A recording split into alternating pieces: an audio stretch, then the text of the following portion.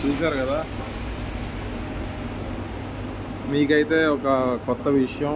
Plus ఇక్కడికి వచ్చే వాళ్ళకి ఏంటి, ఎలా ఉండాలి, ఎలా ఉంటాయి ఖర్చులు అనేది చెప్తా చూడండి. మీకు చెప్పాలనుకుంటుంది ఏంటి అంటే, అసలు బయట తింటే ఖర్చు ఎలా ఉంటుంది, రూమ్లో తింటే ఎలా ఖర్చు ఉంటుంది. బయట తింటే పొద్దున్న టిఫిన్కి 5 dirhams, మధ్యాహ్నం భోజనంకి 10 dirhams, రాత్రిపూట మళ్ళీ 5 dirhams, మొత్తం 20 dirhams, 600 dirhams అవుతాయి అన్నమాట. 600 dirhams అంటే 15,000. అదే రూమ్లో వండుకుంటే ఒక బ్యాగ్, రైస్ బ్యాగ్ కొనుక్కుంటే ఒక 5 kg బ్యాగ్ 15 రోజులు వస్తుంది. 2 బ్యాగులు వచ్చేసి ఒక్కొక్క బ్యాగ్ 20 dirhams చొప్పున, 2 బ్యాగులు 40 dirhams పడతాయి అన్నమాట. అదేవిధంగా కూరగాయలు కొనుక్కోవాలంటే 30 dirhams అవుతాయి వారానికి.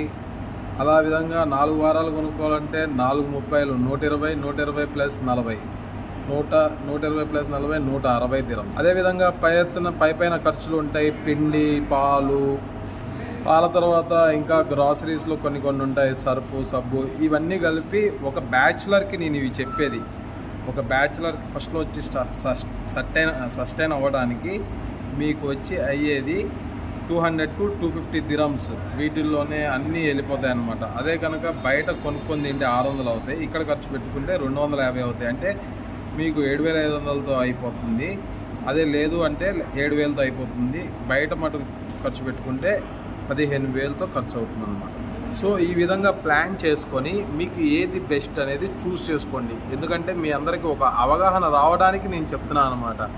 ఓకే, ఇది ఖర్చుల వైజ్గా ఇంకా ఏ విధంగా ఖర్చులు కావాలి ఏంటి అనేది నన్ను అడిగితే నేను చెప్తాను.